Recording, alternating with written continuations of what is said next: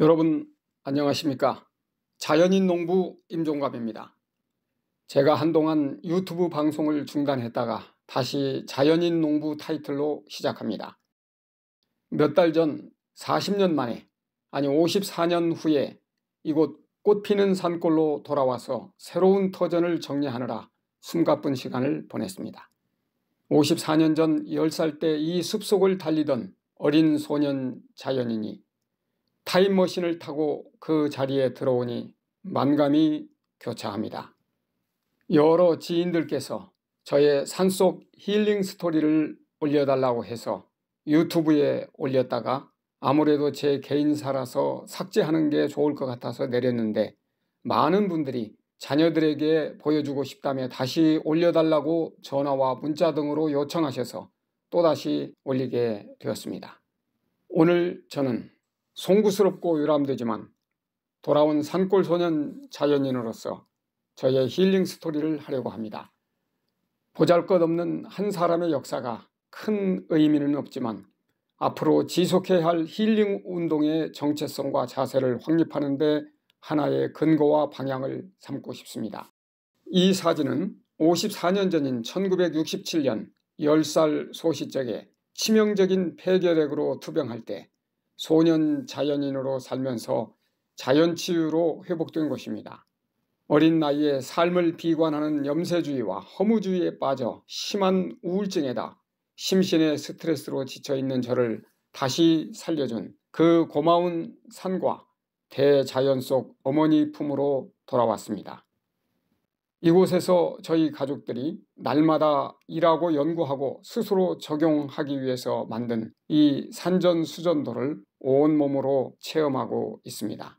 저의 소년기의 삶의 터전과 환경은 온통 산과 들이었고, 청년 시절의 꿈과 희망도 숲과 농장을 모티프로 하는 자연인 농부였고, 이를 통해 사람을 살리는 운동을 전개하는 일이었습니다. 40년 전 20대 초반에 이 일에 미쳐서 대학 1학년 중간에 가족들과 무작정 입산해서 그 꿈에 도전했습니다. 겁도 없이 빈손으로 치유의 동산과 생명농장을 시작했던 일은 정말 힘든 일이었지만 한 번도 후회해 본 적이 없고, 세상 그 무엇과도 바꿀 수 없는 가치와 보람된 일이었다고 생각합니다. 지금도 그때를 생각하면 가슴이 벅차고 심장이 뜁니다. 저의 청춘과 그 후의 인생을 송두리째 묶어버린 이 일은 제 삶의 전부이고 피할 수 없는 운명이 되었습니다. 세월이 흐르고 나이가 들어서 다시 그 산, 그 숲, 그 농장으로 돌아와서 이제는 아내와 그리고 다음 세대를 이어가는 아들과 함께 이 일을 새롭게 시작하게 되니 정말 꿈만 같습니다. 그리고 이제까지 이 일을 계속할 수 있게 된 것은 제게 행운이고 큰 특권이라고 생각합니다. 우리는 지금 생명을 위협하는 코로나와 치명적인 각종 암과 무서운 질병들의 무방비로 노출되어 있습니다. 아무도 장담할 수 없고 예위가 될 수 없습니다. 지난 40여 년 동안 국내외에서 많은 암 환우들을 만나고 삶을 함께하면서 생명과 건강과 그리고 일상의 삶이 얼마나 소중하고 가치 있는 것인지를 뼈저리게 느꼈습니다. 세상에서 포기한 아무 희망도 방법도 없는 환우들을 진정한 생명과학을 찾아 자연치유와 온전한 회복의 경험을 하면서 예방교육의 절실한 필요성과 몸과 마음의 건강을 증진시키고 돌보는 일이 얼마나 중요한지를 알게 되었습니다.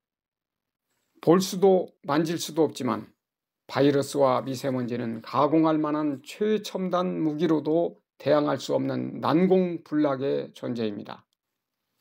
우리의 사고와 삶의 방식, 생활 환경에 있어서 근본적이고 본질적인 변화가 절실한 때입니다.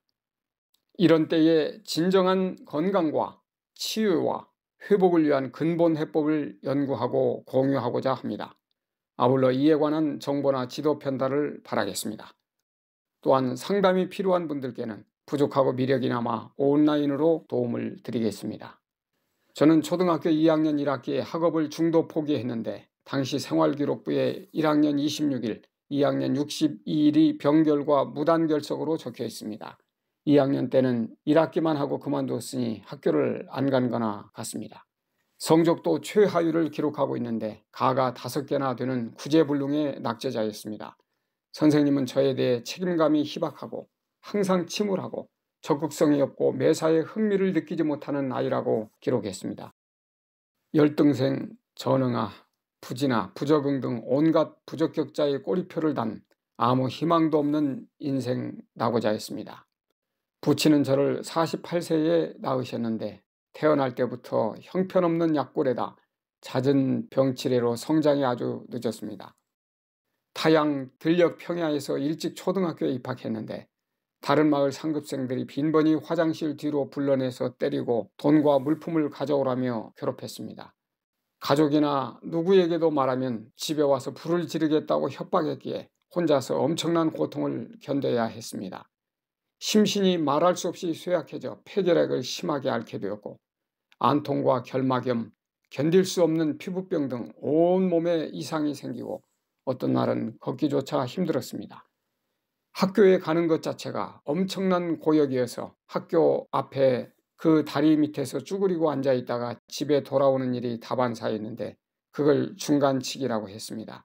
이것마저도 동네 사람에게 들켜서 아버지에게 혼나고 결국 학교를 그만두게 되었습니다. 설상가상 아버지의 빚보증으로 가산이 풍비박산이 되었고 선택의 여지가 없는 우리 가족은 고향마을로 돌아와 문중선산에 흙집을 짓고 화전민이 되어 원시인처럼 살았습니다. 형은 부모님을 도와 밭을 일구고 저는 동생을 돌보는 일을 했습니다. 동생도 폐결핵을 앓아 기침을 심하게 했습니다. 아버지는 산에 자생하는 도라지와 삽주 같은 약초를 캐서 가루를 만들어 먹였습니다. 저희는 날마다 타잔처럼 숲속을 뛰며 다녔습니다. 1년 후 병이 나아서 이듬해에 학교에 가게 되었는데 교장 선생님이 1학년으로 재입학하라고 하셔서 11살에 초등학교에 들어가 17살 되는 해에 졸업했습니다. 오래전에 외국 유학을 갈 때 그 나라 검역소에 제출할 흉부 엑스레이 사진을 찍어야 했는데 세브란스 병원 판독 교수님이 과거 결핵 흔적이 뚜렷하게 보여 전후 과정을 비교해야 하니 다른 병원에서 촬영한 예전 필름들을 가져와야 소견서를 써줄 수 있다고 해서 그걸 찾아오느라 애를 먹은 적이 있습니다.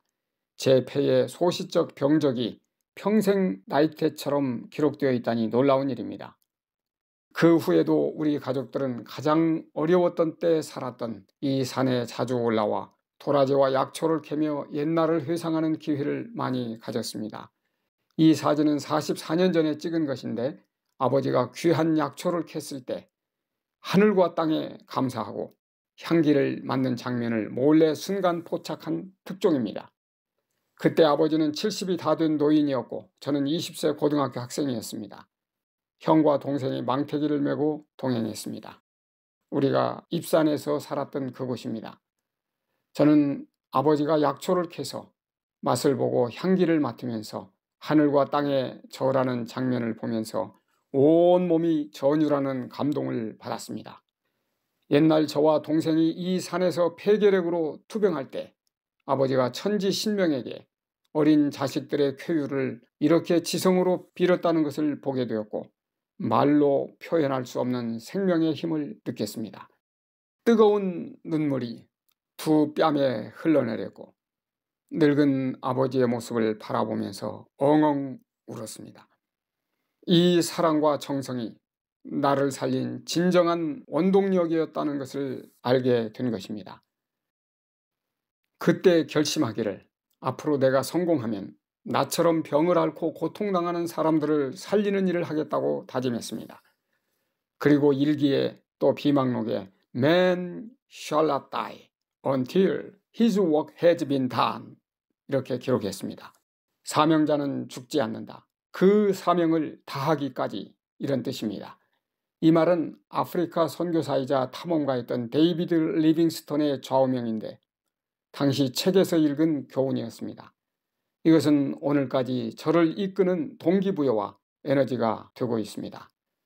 초등학생 때 부모님이 이 산속 밭농사를 지으러 다니실 때도 계속 따라다녔고 그 후로도 틈만 나면 형과 동생들과 자주 올라다녔습니다. 그러면서 이에 대한 꿈을 꾸며 살았습니다. 결심을 혈서로 일기에 쓰고 그 후에도 여러 번 다짐했습니다.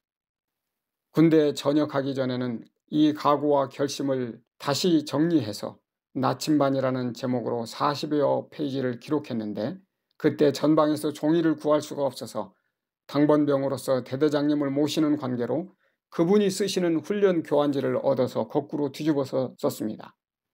힐링 동산과 힐링 팜을 통해 사람을 살리는 일, 즉 새생명, 새생활 운동을 평생 전개 운동으로 설정한 당시 나침반 책자 기록입니다. 이 동산이 50년 세월 동안 바뀐 장면입니다.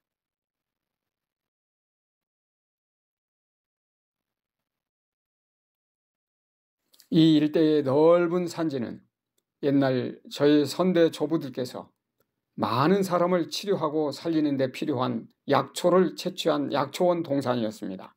정조부께서 이 산상에 자주 오셔서 불치의 환자들을 만나서 그분들을 무료로 치료하면서 의서를 저술하던 산속 치료소 겸 연구소였고 산상 힐링센터였습니다. 산 정상인데도 여러 개의 샘이 있어서 하늘에서 내린 이슬이 모아져 샘이 된다는 뜻으로 조부들이 노점이라 칭한 곳이었습니다. 사실 어떤 장소보다 더 중요한 것은 근본 정신과 철학이라고 생각합니다. 이 일대의 동산은 저에게는 퍼스널 힐링 다큐멘터리 현장이면서 동시에 사람을 살리는 조부들의 치병정신을 만나는 의미심장한 생명 현장이기도 합니다. 선대의 족보에 이 일대의 지도가 상세하게 그려져 있습니다. 40년 전 제가 이곳에서 힐링 농장을 시작하면서 그때 찍은 사진상 그 장소와 족보에 있는 지도와 같은 곳입니다. 세월이 흘러 현재의 모습은 이렇게 많이 변했습니다. 해발 450m 산속에 10살 때 살던 집터와 그 샘에서 인증샷을 했습니다. 50년 넘는 세월이 지났지만 샘물은 여전히 솟아나고 빨래터까지 그대로 있고 구들장도 발견되어 감개무량했습니다. 제가 뛰놀던 마당은 앵초밭이 되었습니다. 당시 한두 폭이었던 앵초가 지천에 깔려있고 산노루의 별식이 되었습니다. 제가 타잔처럼 내달리던 숲은 원시림이 되었습니다. 부부 소나무가 지금도 변함없이 그 자리에 서 있고 거기서 바라보던 지리산 자락이 여전히 아름답게 보입니다. 이 소나무는 장군 소나무로 부르던 큰 나무인데 이렇게 고사되어 안타깝기도 합니다. 그 대신 젊음을 상징하는 청년송이 한겨울에도 힘찬 기운을 내뿜고 있습니다. 내놀던 옛 동산에 이제와 다시 보니 나무 한 그루, 풀 한 포기, 돌 하나가 얼마나 소중하고 큰 가치가 있는지를 새삼 깨닫게 됩니다. 예전에 제가 심었던 어린 느티나무가 이렇게 잘 자라서 큰 그늘을 들이우고 아름다운 자태를 뽐내고 있는데 그 그늘과 바위 밑에는 다람쥐 가족들이 살고 있습니다. 40년 전 아버지 생전에 자연치유 동산을 만들고 싶다는 뜻을 밝히자 네가 이 일을 한다면 가업을 잇는 일이라고 하시면서 크게 반기셨습니다. 도시에 나가서라도 이 일을 하라고 하셨고 나중에 필요하면 고향으로 와서 하면 더 좋겠다고 하면서 도연명의 귀거래사를 붓으로 써주셨습니다. 아버지 형님이신 당숙 어르신은 저의 결혼 전후 90노인이셨는데 사람을 살리는 이 일을 꼭 하라고 당부하시면서 붓으로 휴호를 써주셨습니다. 조부들의 인술 정신을 이어받아 치료봉사, 의료봉사를 하는 의사가 되기를 희망하셨습니다만 저는 마음을 치유하는 목회자와 자연건강학을 연구하는 농부와 물리치료사가 되었습니다. 장기간 외국에서 일할 때도 이 액자들을 가져가 걸어놓고 그 정신을 다지며 봉사했습니다. 당시 형과 저는 장차 힘을 합쳐 자연치료 마을을 만들기로 의기투합했고 함께 이 일을 하다가 20년 전 형이 미국에 이민 갔지만 지금도 든든한 버팀목이 되고 있습니다. 이곳은 제게 있어서는 조상의 땅이고 아버지의 산이고 형제의 꿈이며 저의 사명을 만든 곳이기도 합니다. 1980년 23살 때 늦게 대학생이 된 저는 서울로 야간 열차를 타고 출발하기 전 다시 형과 함께 이 산에 올라와서 꿈과 결심을 다지고 조상의 산소에 절을 하며 출타 신고를 했는데 형이 이 사진을 찍어 주었습니다. 가문의 의례에 따라 꿈을 가지고 먼 길을 갈 때 행하는 전통 의식이었습니다. 그리고 대학의 경영학과에 입학해서 한 학기를 지내며 인생의 큰 전환점을 맞이했습니다. 교양 과목으로 건강원리라는 교과를 수강했는데 강사는 36세의 김평한 교수님이었습니다. 그 교수님과는 그때 운명적인 만남을 갖게 되었고 지금까지 사제지간으로 삶과 사역을 함께하고 있습니다. 당시 교재로 쓰던 더 미니스트리 오브 힐링을 통해 생명과 회복에 대한 힐링 원리를 배우면서 인생의 방향과 목표를 깨닫게 되었습니다. 큰 동기부여와 생애 목표를 발견한 이상 다른 것이 눈에 보이지 않았습니다. 한 학기를 마치자마자 집에 달려와서 부모님과 형제들을 설득하여 이 일을 추진했습니다. 이 사진은 그때 답사차 오신 김평한 교수님 일행인데 가운데가 그때나 지금이나 깡마른 저고 뒤에 계신 흰 셔츠 입으신 분이 김 교수님입니다.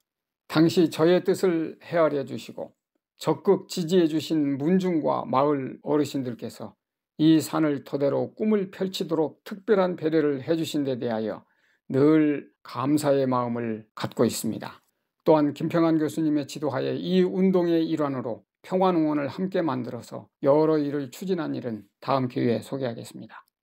40년 전 이 동산에 이주하여 원주민이 살다 간 헌 초가집을 수리해 살면서 괭이와 호미로 개간을 하고 쟁기를 만들어서 황소로 산중 논밭을 갈았습니다. 그리고 지게가 가장 편한 운반 수단이었습니다. 초등학생이던 두 동생이 지금은 50대가 되었습니다. 세월이 많이 흘렀습니다. 군대 제대 후 다시 활동하던 때 사진들입니다.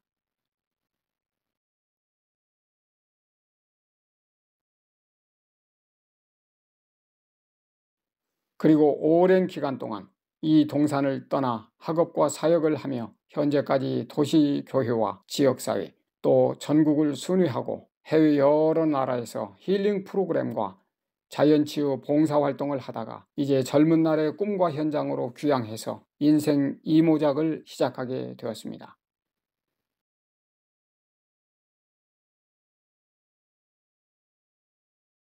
지난 1년간은 경북 도청 소재지에서 도시사역을 마무리하고 이제는 한국에 오지 하늘 아래 첫 터전에 진짜 자연인으로 돌아왔습니다. 처음엔 부모님을 따라 입산을 했고 40년 전 두 번째는 형과 함께 어머니와 동생들과 그리고 이제는 저희 부부와 아들이 함께하고 있습니다. 저희는 은둔이나 단절된 사람이 아니라 하늘이 인간에게 주신 아름다운 비전과 사명 그리고 인생의 참 가치와 근본 목적을 나누며 함께 사는 이웃이 되고자 합니다. 온전한 건강과 참으로 행복한 삶을 추구하며 희망을 노래하는 친구가 되기를 소망합니다. 과거에 죽어가던 제가 살아난 것처럼 사람을 살리는 일에 도우미가 되고자 합니다. 저희로 인해서 한 사람이라도 건강하고 행복해질 수 있다면 그 일을 계속하고 싶습니다. 이것이 저희가 이 땅에 태어나서 살아가는 진정한 이유와 존재 목적이라고 믿습니다. 코로나로 날마다 건강을 위협받고 생업과 일상까지 큰 고통을 당하고 있는 시기에 건강을 잘 지키시고 행복하시기 바랍니다. 감사합니다.